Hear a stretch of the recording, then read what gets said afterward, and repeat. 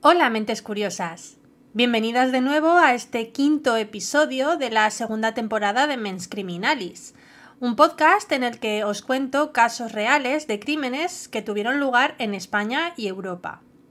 Yo soy Patri y la psicología y el true crime son mi pasión. Por eso cada semana os relato un nuevo caso. Y en el de hoy vamos a viajar de nuevo fuera de nuestras fronteras. Pero antes de empezar, os recuerdo brevemente que este podcast, Mens Criminalis, está disponible de manera gratuita en iVoox y YouTube, y que me es de mucha ayuda que le deis like si os gusta este contenido. También tengo abierto un perfil en la plataforma de microdonaciones Ko-fi, que se deletrea Ko-fi. En ella podéis invitarme a un café para mostrar vuestro apoyo. Os lo agradeceré de corazón. Y ahora mismo, volviendo al tema que nos ocupa, viajamos hoy a Austria. Desde España a Austria hay unos 2.300 kilómetros de distancia, pero en avión son un par de horas nada más. Visité su capital, Viena, hace 2 años y aunque no es mi ciudad europea favorita, no estuvo mal. En esta ocasión, sin embargo, no vamos a quedarnos en la capital, sino que iremos a más o menos 1 hora de distancia de trayecto a un pueblo llamado Amstetten. Seguramente te suena el nombre, porque aunque Amstetten es una población preciosa y tranquila, de unos 22.000 habitantes, rodeada de campos y en la que se vive de manera apacible, no hace mucho tiempo se vio sacudida por un horrible caso que vinculó de por vida su nombre con el crimen. Y no cualquier crimen. El secuestro es un tipo de crimen cruel. A priori puede parecer que no es tan malo como un homicidio o un asesinato, pero al reflexionar sobre ello he cambiado un poco de opinión. Secuestrar a alguien es quitarle la vida, privarle de libertad, impedir que desarrolle sus aspiraciones y deseos, condenarle a ver pasar el tiempo de la única vida que tenemos sin poder experimentar libremente nada que merezca ser experimentado, nada por lo que merezca la pena estar vivo. Y si con suerte algún día esa persona consigue escapar, ¿quién le devolverá todo ese tiempo perdido? ¿Cómo puede recuperar esa vida que otro destrozó? Matar a alguien es terrible, por supuesto, pero secuestrar a alguien no me parece menos malo. Es matar a alguien en vida, y de esto es de lo que trata el caso de hoy. Porque hoy hablaremos de un hombre llamado Josef Fritzl y de sus víctimas. La principal, su hija, Elisabeth Fritzl, pero también el resto de miembros de su familia. Hoy os cuento el caso del monstruo de Amstetten.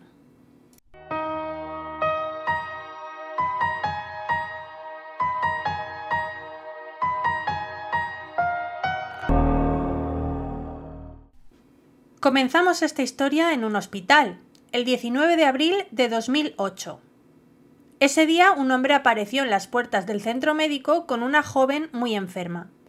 Dijo que era su nieta, que se llamaba Kerstin y que tenía 19 años. La trasladaron inmediatamente a cuidados intensivos, ya que la chica tenía graves problemas renales, pérdida severa de peso y signos claros de malnutrición y maltrato. Pero lo más llamativo de todo era que no existía ningún registro suyo. No había historial médico, ni de nacimiento, no había documento ninguno. Para el mundo, Kerstin no existía. Desconcertados, los médicos pidieron al hombre que la había llevado, llamado Josef Fritzl, que les diese información sobre Kerstin. Y si no, que les llevase a alguien que pudiera dársela, como por ejemplo su madre biológica. Ante la amenaza de una denuncia por parte de las autoridades sanitarias, a Fritzl no le quedó más remedio que acceder. Unos días después, mientras intentaban salvar la vida de Kerstin en el hospital, apareció una mujer de 42 años, pero de apariencia avejentada, piel pálida, ojos hundidos y extrema delgadez. Ella dijo que era su madre, la madre de Kerstin, y su nombre era Elisabeth Fritzl. Al principio, la historia que contó resultaba disparatada, pero los médicos la creyeron. Dijo que con 18 años se había escapado de casa para unirse a una secta en la que llevaba ya 24 años. Había tenido a Kerstin ahí y la había mandado a casa de sus padres, igual que a otros de sus hijos, para que ellos se hicieran cargo, porque ella no podía. Este testimonio, sin embargo, no explicaba por qué no había ningún registro de Kerstin, ni tampoco el porqué de su enfermedad. Por suerte, en cuanto la amenazante presencia del padre, Joseph, se alejó y los policías pudieron interrogar a Elizabeth más detenidamente, la verdad salió a la luz. Una verdad terrible y desconcertante que parecía más bien una pesadilla. Y para contarla tenemos que remontarnos a 1977, cuando Elizabeth tenía 11 años y su padre comenzó a abusar sexualmente de ella. Joseph Fritzl era un ingeniero eléctrico de carácter frío y dominante que trabajaba vendiendo material técnico. Tenía un carácter duro, pero a los ojos de la gente era algo habitual en los hombres de su generación. En 1956 se casó con una mujer llamada Rosemary, 4 años menor que él, y con un carácter tranquilo y sumiso. La pareja tendría 7 hijos, entre ellos Elizabeth, que nació en 1966. No he encontrado demasiados detalles del resto de hermanos. Quienes lo conocían describían el hogar de los Fritzl como un lugar de extremos. Había momentos de aparente afecto que alternaban con estallidos de violencia verbal y física por parte del patriarca hacia su mujer e hijos. Sin embargo, nadie, ni sus familiares ni vecinos, podían haber anticipado lo que iba a ocurrir.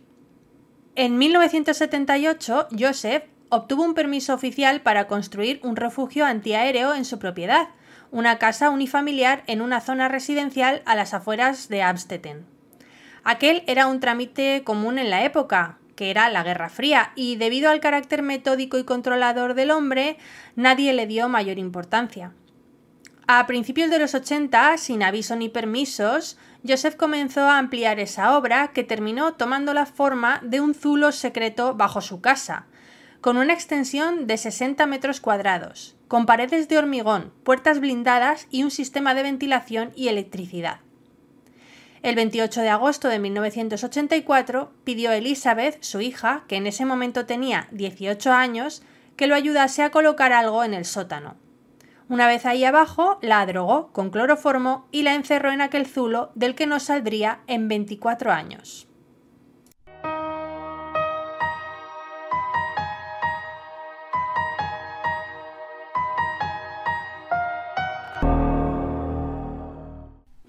Elizabeth era la cuarta de los 7 hermanos. No he podido encontrar la respuesta a si era la única que estaba sufriendo abusos por parte de su padre, pero en cualquier caso, aunque en el colegio y en sus tareas domésticas era una chica responsable, también era bastante rebelde, probablemente como consecuencia de la situación de abusos a la que su padre llevaba años sometiéndola. En 1983, un año antes del secuestro, se fugó de casa y estuvo desaparecida durante un par de semanas, siendo la policía de Austria quien la encontró y la devolvió al hogar. Por eso, cuando Joseph Fritzl la secuestró, inventó una historia que para la familia y vecinos resultó creíble, y era que Elizabeth se había fugado una vez más, pero en esta ocasión se había unido a una secta religiosa y no pensaba volver. Para ello, obligó a Elizabeth a escribir una carta a mano con la que probar esta historia. Por supuesto, la madre, Rosemary, y los hermanos sintieron tristeza al saber de esto, pero con el tiempo asumieron la situación y siguieron con su vida.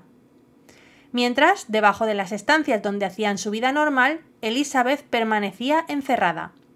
Al principio luchó y protestó, y por ello Joseph trató de subyugarla mediante la violencia, mediante golpes, pero también usó la tortura psicológica.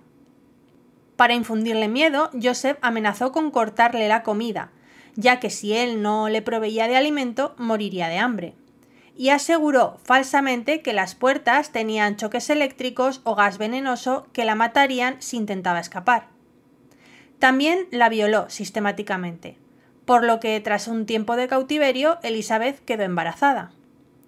Antes de pasar a hablar del resto de víctimas que fueron fruto de estas relaciones incestuosas, hablaré brevemente de otra víctima, Rosemary, la esposa de Joseph y madre de Elizabeth.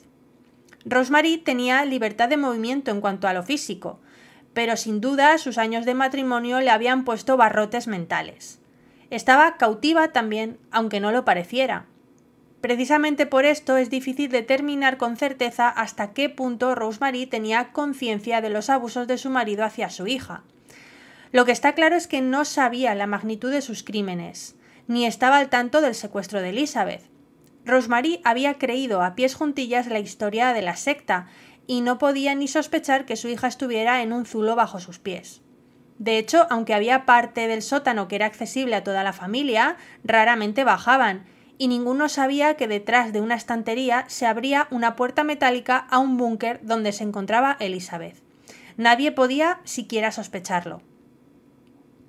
Pero volviendo al interior del zulo, como decía, las violaciones sistemáticas tienen sus consecuencias, y estas fueron los sucesivos embarazos de Elizabeth, que dio a luz sola en aquel lugar inmundo un total de 7 veces. Su primera hija fue Christine, que nació en 1988.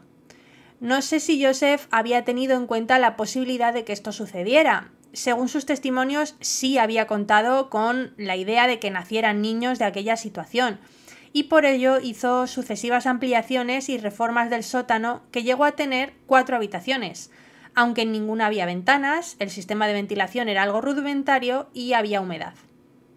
En cualquier caso, quizá no tuvo en cuenta la frecuencia de los embarazos, porque cuando Stefan, el segundo hijo de Elizabeth, nació, en 1990, decidió llevarlo al exterior y adoptarlo como nieto de manera oficial. Para ello montó un escenario. Dejó al bebé en la puerta de la casa junto a una nota que decía que Elizabeth había tenido el bebé en la secta y que no podía cuidarlo. De esta manera, tras realizar el papeleo pertinente, los Fritzl adoptaron a ese niño como nieto real y lo criaron en la casa. Esto mismo sucedió con Lisa, que nació en 1992, también con Mónica, que nació en 1994, y en 1996 Elizabeth quedó embarazada de gemelos, pero debido a la falta de atención médica, solo uno de ellos sobrevivió. Se llamó Alexander y también fue llevado al exterior y criado en la casa como nieto de Joseph y Rosemary. Michael, el bebé que falleció, fue incinerado por el propio Joseph en secreto. Por último, en 2002 nació el último bebé, Félix, pero en esta ocasión Joseph no decidió llevárselo consigo al exterior, así que se quedó en el zulo con Christine y Elizabeth. Y aunque pueda parecer tranquilizador que la mayoría de los niños no vivieran toda su vida dentro de aquel zulo sin acceso a aire fresco ni a luz solar, la verdad es que todos ellos fueron recluidos igualmente dentro de la casa familiar. Joseph Fritzl se aseguró de que estuvieran aislados socialmente. Aunque ninguno de ellos sabían de dónde habían salido ni que su madre se encontraba en el sótano, fueron mantenidos bajo estrictas condiciones de aislamiento, por lo que no tuvieron contacto con el mundo exterior ni con otras personas fuera de la familia. Joseph nunca permitía que salieran de casa, y así nadie podía hacer preguntas sobre su origen. Como he comentado al principio, el detonante para que todo esto saliera a la luz fue la enfermedad de Christine. Debido al hecho de haber pasado toda su vida encerrada, tenía graves déficits inmunológicos, lo que tarde o temprano tendría que resultar en enfermedad y muerte. Por suerte, antes de que Christine muriera, por no poder acceder a cuidados médicos, Elizabeth convenció a Joseph para que la llevase al hospital. No creáis que lo hizo por cariño o por responsabilidad. Tened en cuenta que hablamos de un hombre que llevaba 24 años violando a su hija secuestrada en condiciones de esclavitud, manipulando a su familia y criando en el aislamiento social a 4 de sus 7 hijos nietos. Lo hizo porque, seguramente, si Christine moría, tendría que deshacerse de un cadáver de una mujer adulta. No era lo mismo que deshacerse del cadáver de un bebé muerto nada más nacer. Eso pudo ser fácil. Con meterlo en la caldera del sótano fue suficiente. Pero si se llevaba a Christine, alguien podría descubrirlo. Digamos que Joseph se encontraba entre la espada y la pared, e hizo lo que tenía una mínima posibilidad de resultar bien para él. Por suerte, no fue así. En cuanto los médicos vieron el estado de Christine, supieron que algo no iba bien. Elizabeth, como madre biológica, fue llevada al hospital y ahí por fin pudo revelar lo que había hecho su propio padre. Fue interrogada durante varias horas. Primero se mostró reservada, temerosa, condicionada por décadas de manipulación, como es evidente. Pero cuando los oficiales prometieron que ella y sus hijos estarían protegidos, confesó todo lo que había soportado. Porque a Elizabeth le habían arrebatado la libertad y el control sobre su propia vida y su cuerpo.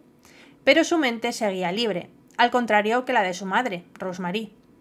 Por eso, en cuanto se dio la oportunidad, no dudó en delatar a Joseph. La noche del 26 de abril de 2008, Josef Fritzl fue arrestado en el mismo hospital. Inicialmente negó las acusaciones, pero ante las pruebas y el testimonio de Elizabeth terminó confesando. La policía también pudo comprobar la existencia del sótano en su registro de la vivienda familiar. Tras las puertas ocultas encontraron un laberinto de habitaciones con techos bajos, sin ventanas y con un sistema de cerraduras electrónicas que solo controlaba Josef. Todo ese lugar era una prueba irrefutable de los crímenes que habían sucedido y que habían sido planificados cuidadosamente por Josef Fritzl.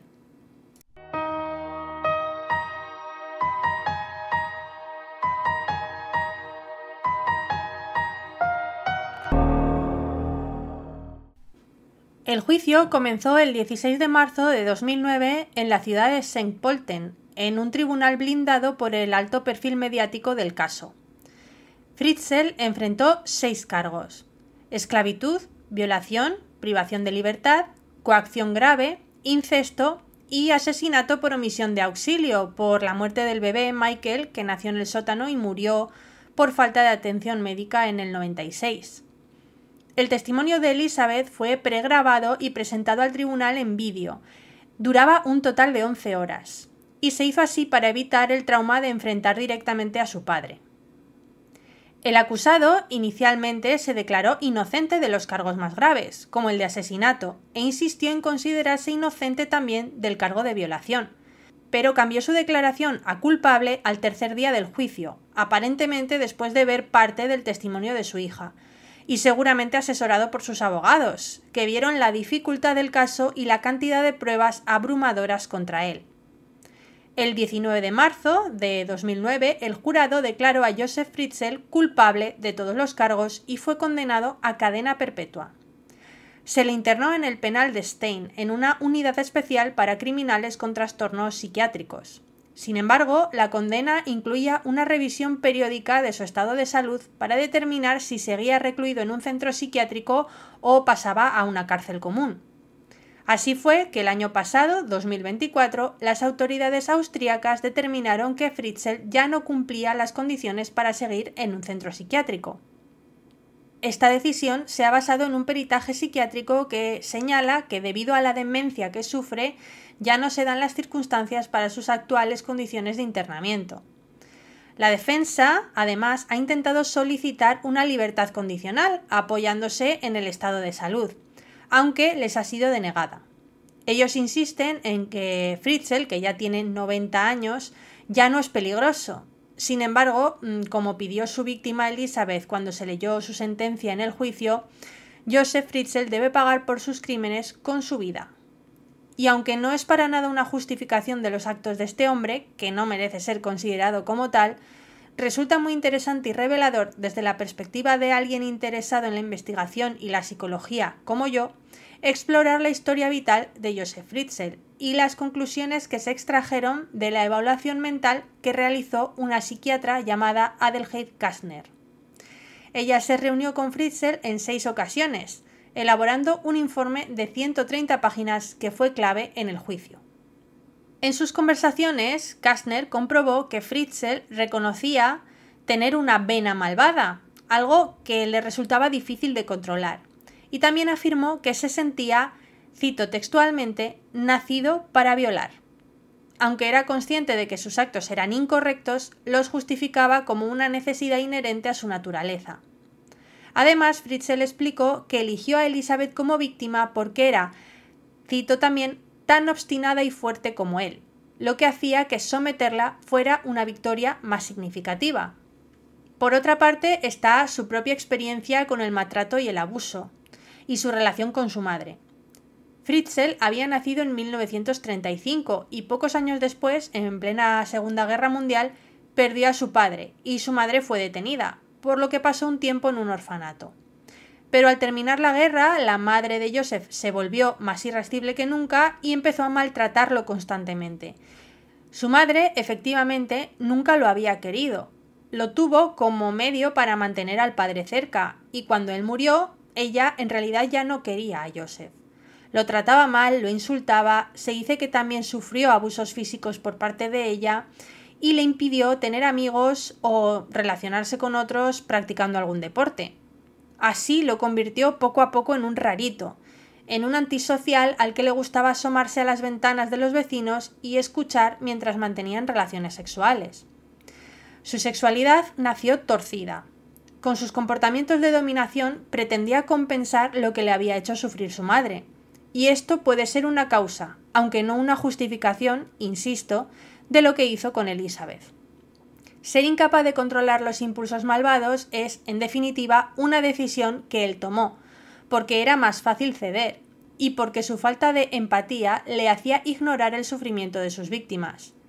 Y elegir a Elizabeth, también de manera consciente por ser un mayor reto, hace que este caso sea todavía más retorcido.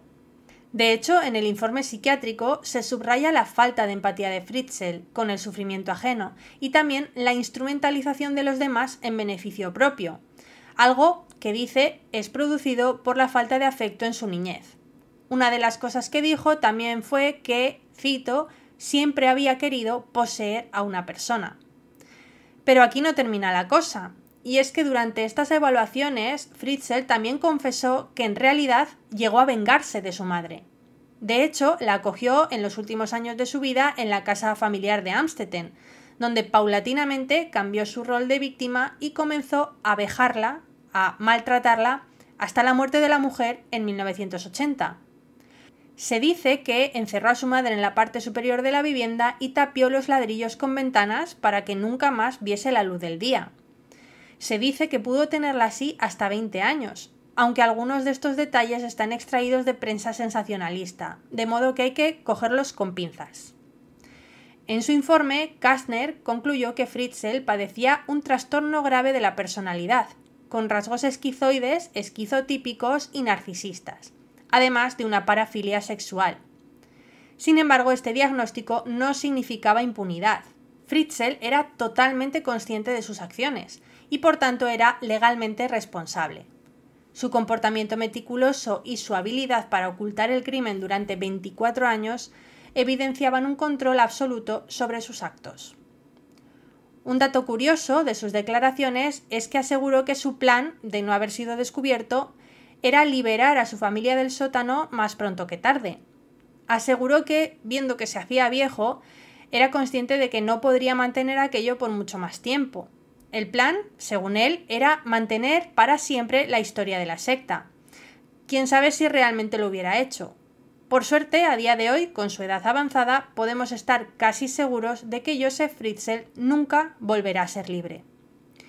En cuanto a Elizabeth y sus hijos, viven de manera discreta en un lugar desconocido de Austria, bajo la protección del Estado y recibiendo tratamiento. Las consecuencias de su cautiverio no son solamente físicas, sino que guardan profundas afecciones psicológicas. Y sus hijos, especialmente los que se criaron en el sótano, han sufrido desde el nacimiento graves déficits sociales y físicos que quizá nunca lleguen a compensarse.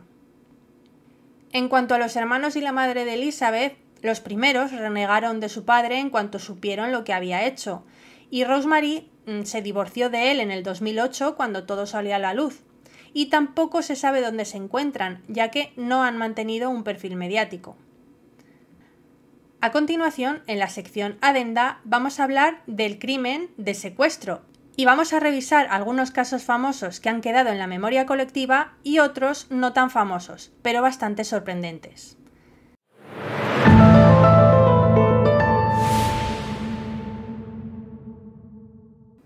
Hasta ahora, en Mens Criminalis hemos visto crímenes delimitados en el tiempo, crímenes puntuales o seriales, pero que culminan con una muerte o el intento de matar a otra persona, crímenes con un fin último. Sin embargo, ¿cuál es el fin de un secuestro?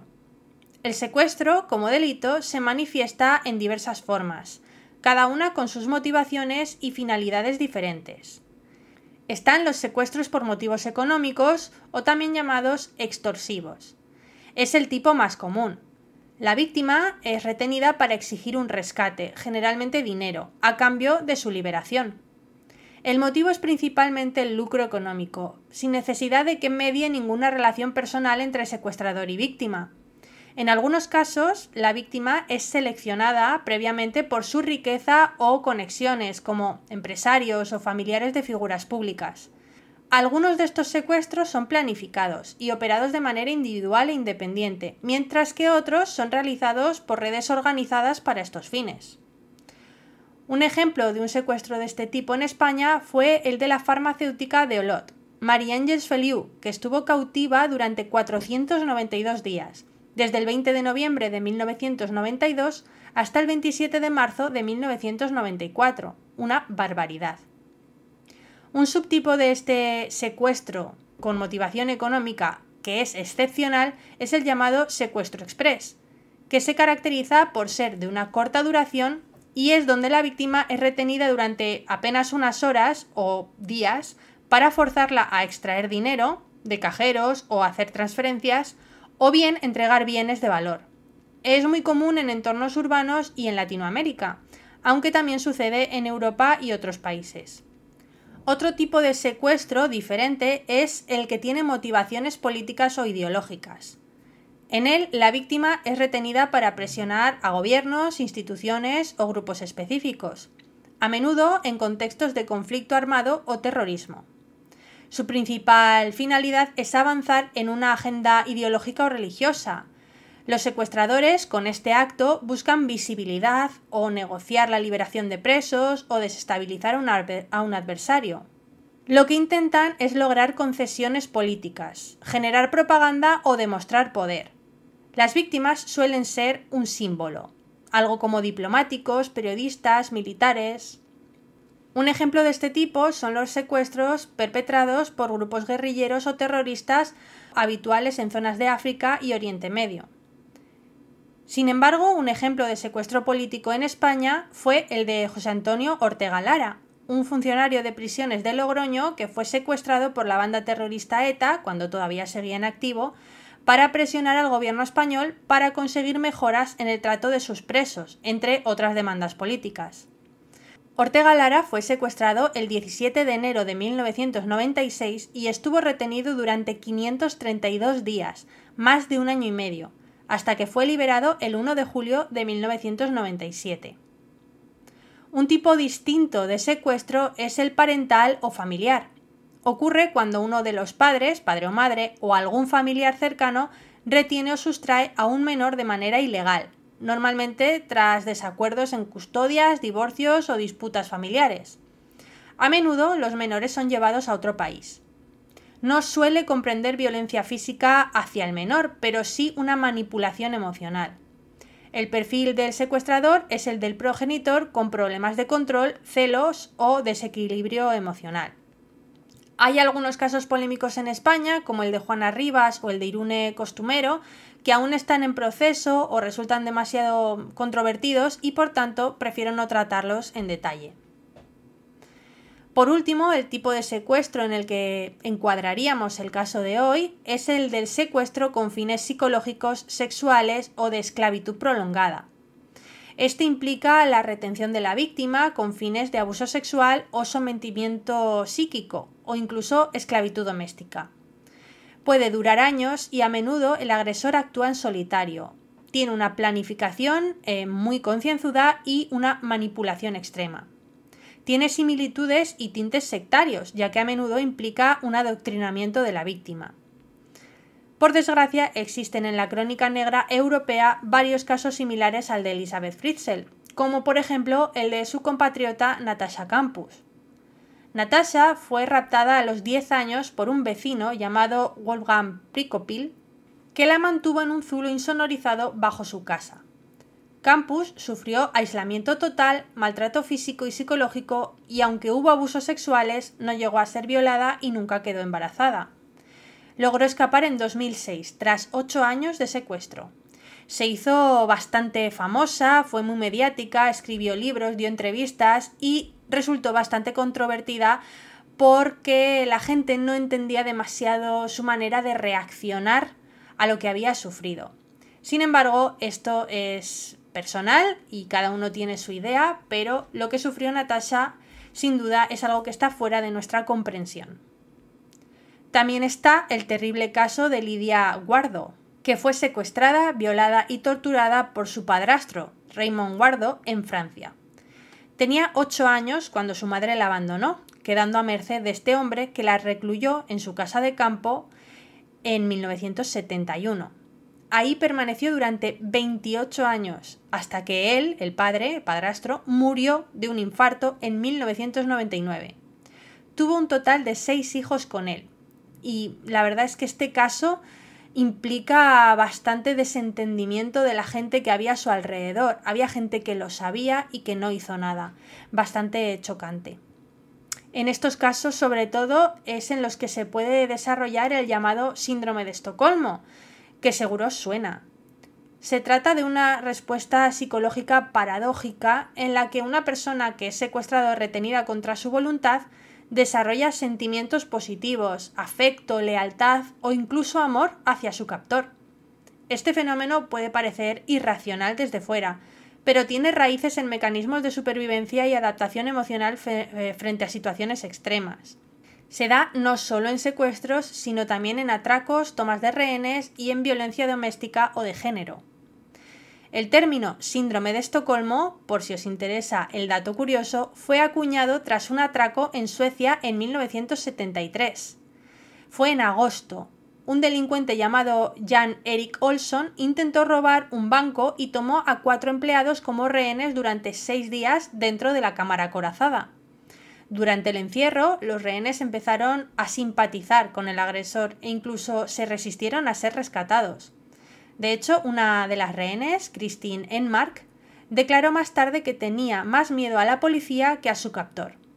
Tras la liberación, algunos rehenes incluso visitaron a Olsson en prisión y llegaron a defenderlo públicamente.